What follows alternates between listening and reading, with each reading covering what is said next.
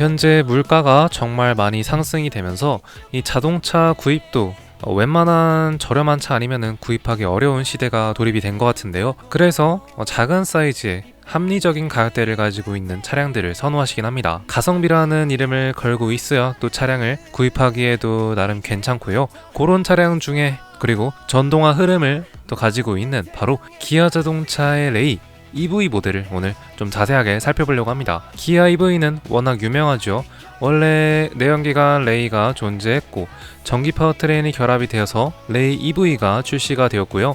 2026년식 요번에 새롭게 변경된 레이 EV에 대해서 정보를 전달해 드리려고 합니다. 값이 워낙 저렴하긴 합니다. 가장 대표적인 준중형 SUV 이런 차량들보다는 확실히 저렴하긴 합니다. 대략적으로 2,700만원부터 최대 35만원이라는 가격대로 가지고 있고요. 여러가지 옵션, 풀옵션까지 가져가게 되면은 3천 초반, 중반이라는 가격대가 나오긴 하지만 아무래도 EV, 경차 EV, 전기 파워트레인을 가지고 있기에 보조금까지 적용했을 때에는 2천만원 초반이라는 저렴한 가격대로 구입할 수 있다는 장점을 가지고 있죠. 또 레이는 생긴 것처럼 박스 형태의 디자인을 가지고 있기에 실내 공간도 다른 경차들에 비해서는 확실히 넓긴 합니다. 화물 용도로도 많이 사용이 되고 있는 레이 EV고요. 또 스파크나 캐스퍼 이런 모델들과 달리 더 넓은 실내 공간과 또 기아 자동차의 이런 아이덴티티를 통한 레이 EV는 현재까지도 인기가 많은 수준에 달해 있습니다. 또 요번에 2026년식 레이 EV로 발전이 되면서 전기차 보조금이 확정이 되며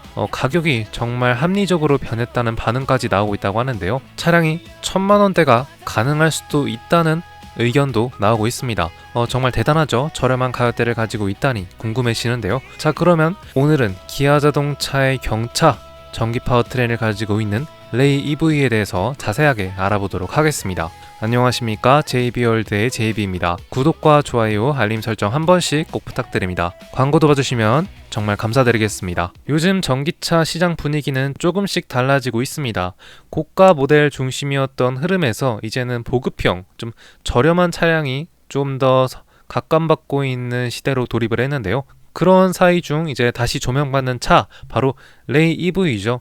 2026년 전기차 보조금이 확정이 되었고요. 1,000만원대까지 가능하다고 하는데 대체 어떻게 가능한지 좀 알아봐야 되겠네요. 우선 레이 EV는 에너지 효율 기준을 충족해서 국고 보조금이 500만원대가 예상이 되고요. 여기에 지자체별로 금액의 폭이 많이 달라지긴 하는데 최대 900만원까지 낮출 수 있는 구조로 형성이 되어 있습니다. 그러면 최소 500만원에서 최대 1,000만원 언저리라는 차량의 보조금을 받게 되는데요. 또 경찰때까지 받게 되면은 더 많은 이득을 취하게 될 것입니다.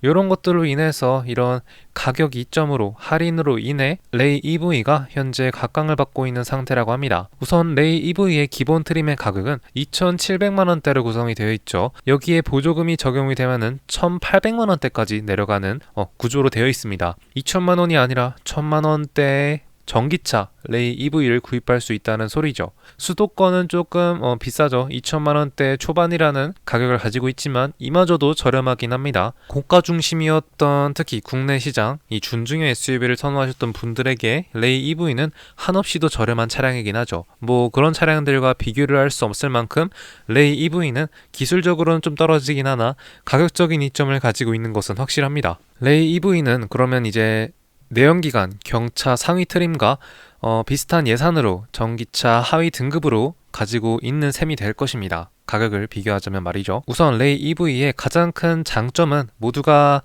말씀하다시피 바로 유지비인데요. 경차 차량이기 때문에 경차 혜택과 또 전기차이기 때문에 전기차 혜택을 두 가지로 동시에 받게 됩니다. 취등록세 감면 효과와 공용주차장 할인과 고속도로 통행료 50% 감면이라는 일상에서 정말 많은 체감이 되는 부분들이 모두 혜택이 전해지고요. 연비도 전기 충전으로 월 주행시 1000km 가정을 했을 때 내연기관에 비해서는 유지비가 확실하게 낮다고 합니다. 차량이 단순하게 끌고 다니는 게 아니라 이제 가격까지 신경 써야 되는 시점에서 레이 EV는 큰 메리트를 가지고 있긴 합니다. 이번 2026년형 레이 EV는 LFP 배터리가 기반이 되어 있고요. 복합 기준으로 205km, 도심에서는 230km라는 주행이 가능한데요. 주행거리는 확실히 작긴 합니다. 배터리 용량도 작은 사이즈가 탑재가 되어 어쩔 수 없는 기술적인 한계, 차량의 크기 한계로 주행거리도 200km에서 최대 250km라는 정말 너무나도 적은 주행거리를 가지고 있긴 합니다. 요게 도심에서 주행했을 때는 뭐 나쁘지 않을지 몰라도 출퇴근 용도로는 괜찮을지 몰라도 조금만 이제 수도권에서 벗어나고 장거리로 중장거리로 나갔을 때에는 한없이 불편한 점은 확실하죠. 제가 또 캐스퍼 EV도 타봤는데 충전이 굉장히 문제가 많이 됩니다. 내연기관 차량들은 그냥 주유소에 가서 5분 안에 기름만 넣으면 해결되는 문제들이 요 레이 EV 같은 경차 전기차들은 또 초고속 충전도 많이 지원이 안 되죠. 그렇기 때문에 완충하는 데까지 30분 이상이 걸리게 됩니다. 30분이라는 시간을 버리게 되는 것이죠. 이런 부분들이 중장거리로 나갔을 때에는 매우 큰 단점으로 적용이 되죠. 현재까지도 그런 문제점들은 차량의 한계로 어쩔 수 없다고 감안해야 되는 것이라고 봅니다. 그리고 제가 언급했다시피 요 레이 EV는 현대자동차의 캐스퍼 EV와도 많은 경쟁이 이루어지고 있는데요. 일단 캐스퍼 일렉트릭은 EV 모델은 주행거리가 조금 더 레이 EV보다 길긴 하지만 경차 혜택이 적용이 안 되는 모델이죠. 일반 내연기관 캐스퍼 모델은 경차지만 캐스퍼 EV는 전장이 조금 더 길어졌다고 경차 혜택이 적용이 되지 않는 모델입니다. 그래서 결론적으로 도심 주행과 단거리 사용이 잦은 분들이라면 레이 EV가 경제성에서 조금 더 앞선다고 생각이 들고요. 반대로 고속도로 장거리 이동이 많다면은 레이 EV와 캐스퍼 EV는 확실하게 비교를 해서 구입하는 게 좋은 선택이라고 생각이 듭니다. 추가로 가격을 비교하게 되면은 캐스퍼 EV가 확실히 더 비싸죠. 경차도 아니고 워낙 레이 EV가 저렴하게 나온 모델이기도 합니다. 두 모델을 가장 많이 비교하시는 것 같습니다. 실제 차량을 구입하실 때에도 아마도 크기가 거의 비슷하기 때문에 두 모델을 많이 경쟁 선상에 두고 차량을 비교를 하는 것 같은데요. 캐스퍼가 주행거리가 300km가 넘어가기 때문에 확실히 레이 EV보다는 50km 이상의 주행거리 차이가 나긴 합니다. 이 좀 큰 차이긴 하죠. 도심 주행에서 보더라도 50km라는 것은 매우 큰 차이긴 합니다. 그리고 실제 레이 EV를 겨울에 시승하신 분들의 의견에 의하면은 열선 시트나 히터 다 켜고 이랬을 때에는 배터리가 모두 완충된 상태여서도 주행거리가 150km라는 단축된 모습을 볼 수 있다고 하는데요. 정말 답이 없긴 하죠. 주행거리는 도심 주행 아니면은 정말 타고 다니긴 불편한 차량이긴 합니다. 그래도 현재도 많이 선호하시는 분들이 있다고 하니까 워낙 요즘 나오는 차량들이 매우 비싸지고 경기가 어려워진 이유도 있는 것 같네요. 그래서 오히려 레이 EV보다 레이 내연기관 모델을 선택하시는 분들도 많이 존재하는 것 같습니다. 오히려 전기차보다는 내연기관 모델이 더 수요가 많지 않나 라고 생각이 드네요. 차량 실내 공간도 넓죠. 캐스퍼와 완전히 이 수치로 비교했을 때에는 레이가 조금 더 압도적인 공간 활용성을 가지고 있습니다. 레이 EV의 핵심 무기 바로 박스카라는 디자인이 주는 공간성을 가지고 있죠. 전고도 높고요. 뒷부분도 완전히 깎여있는 기역자로 깎여있는 완전히 박스 형태로 구성이 되어 있기 때문에 또 슬라이딩 도어도 탑재가 되어 있어서 주차장에서도 타고 내리기 편리하고요. 1열 조수석까지 앞으로 접히는 기능까지 탑재가 되어 있기에 긴 짐을 싣거나 다리를 쭉 펴고 쉴 때 레이 EV는 캠핑카 못지않은 작은 방 같은 느낌을 뽐내줍니다. 또 말이 나와서 그런데 캐스퍼 EV와 이 레이 EV를 두고 캠핑과 차박을 고려했을 때 레이 EV가 훨씬 더 장점이 많죠. 슬라이딩 도어라는 장점도 가지고 있고요. 전고도 높기에 아마 실내에서 앉아서 활동하기에도 좋은 차량으로 생각이 듭니다. 전폭은 두 차량 모두 비슷하기 때문에 모든 좌석을 평평하게 접게 되면 성인 2명이 눕기에는 충분한 사이즈가 나오고요. 앞서 말했다시피 레이 EV의 높은 천장이 주는 개방감은 캐스퍼 EV와는 비교할 수 없다고 합니다. 자, 이렇게 오늘은 기아 자동차의 2026년식 레이 EV에 대한 정보를 전달해 드렸고요.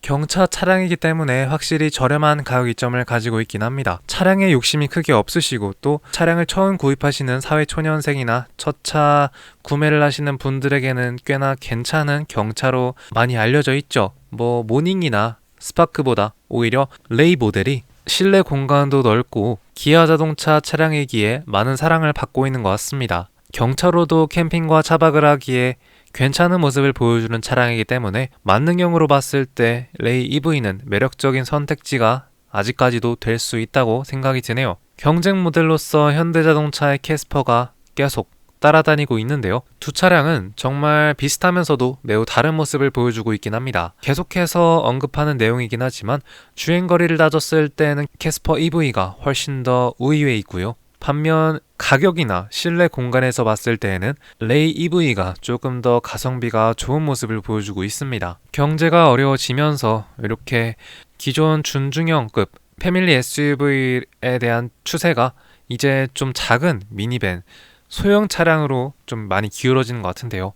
그래서 기아 자동차도 셀토스 하이브리드도 출시하고 이런 모습들을 보여주는 것 같습니다. 그런 소식들 사이에서 레이 EV가 부활하고 있는 상태인 것 같고요. 경차라는 단점을 가지고 있긴 하지만 저렴한 가격이라는 장점을 가진 밸런스 좋은 차량 레이 EV는 과연 올해 하반기까지 얼마나 많은 판매량을 보여줄지 기대가 됩니다. 자, 이렇게 오늘 레이 EV에 대한 소식을 전달해 드렸고요.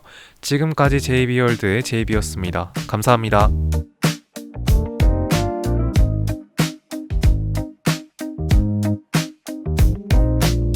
길 위를 달려요 느린 바퀴 소리